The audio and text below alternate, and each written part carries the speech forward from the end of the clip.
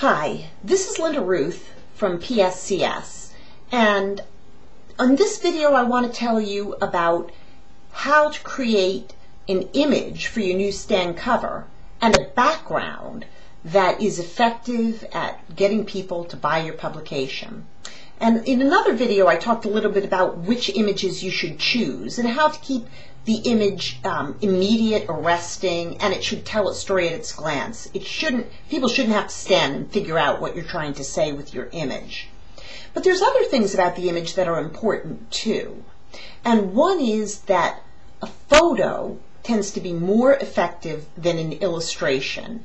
Now, sometimes it's really hard to come up with an appropriate photo that tells the story. For example, in business magazines and political magazines, many publishers tend to go towards illustrations or even cartoons because it's very difficult to sometimes come up, or, for example, in an opinion journal with a photograph that tells the story of what's being talked about in that issue of that journal.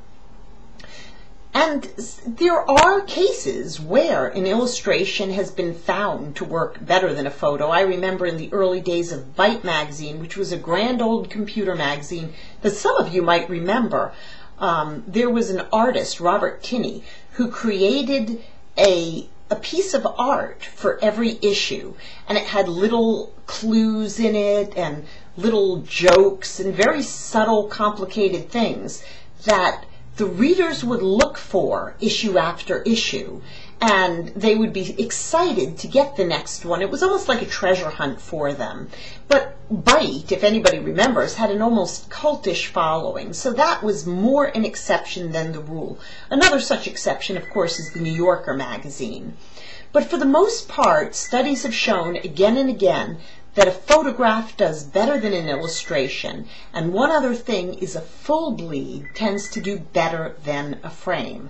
There are always exceptions, but I would encourage you to try a full bleed for your magazine, and you might find that it works better than any frame you might have been doing.